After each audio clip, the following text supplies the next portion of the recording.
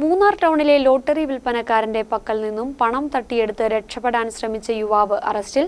തമിഴ്നാട് പുതുക്കോട്ടെ സ്വദേശി ആരിഫ് മുഹമ്മദിനെയാണ് നാട്ടുകാരുടെ സഹായത്തോടെ മൂന്നാർ പോലീസ് അറസ്റ്റ് ചെയ്തത്. ഇയാൾക്കൊപ്പം മറ്റു 2 പേരുണ്ടെന്ന് നാട്ടുകാർ അറിയിച്ചതോടെ പോലീസ് അന്വേഷണം ഊർജിതമാക്കി.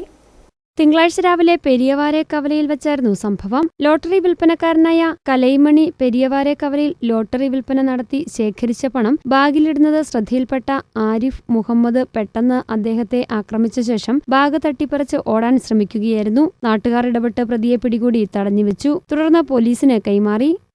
ആരിഫ് മുഹമ്മദ് പറഞ്ഞ വ്യക്തിയാണ്. അദ്ദേഹം 1 മാസമായിട്ട് ഈ മൂന്നാർ കോളനിയിൽ താമസിച്ചു വരുന്നതാണ് നമുക്ക് കിട്ടിയ വിവരം.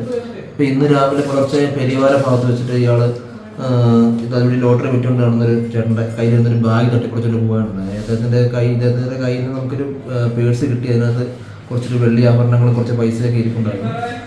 നമുക്ക് അതിൻ്റെ സംശയം തോന്നിയതുകൊണ്ടാണ് നമ്മൾ കൂട്ടിക്കൊണ്ട് നാട്ടിൽ തടഞ്ഞു നോക്കി ഇരിക്കുകയാണ്. അങ്ങനെയാണ് നമ്മൾ സ്റ്റേഷനിലേക്ക് കൂട്ടിക്കൊണ്ട് വന്നത്. പ്രതി കുടുംബസമേതം മൂന്നാർ കോളനിയിൽ താമസമാരംഭിച്ചിട്ട് 1 മാസം കഴിഞ്ഞു. ഇയാൾക്കൊപ്പം മറ്റു 2 പേരുമുണ്ടെന്ന് നാട്ടുകാർ അറിയിച്ചതോടെ പോലീസ് അന്വേഷണം വ്യാപിപ്പിച്ചിരിക്കുകയാണ്. ആരിഫ് മുഹമ്മദിനെ കോടതിയിൽ ഹാജരാക്കും. News bureau, Munnar.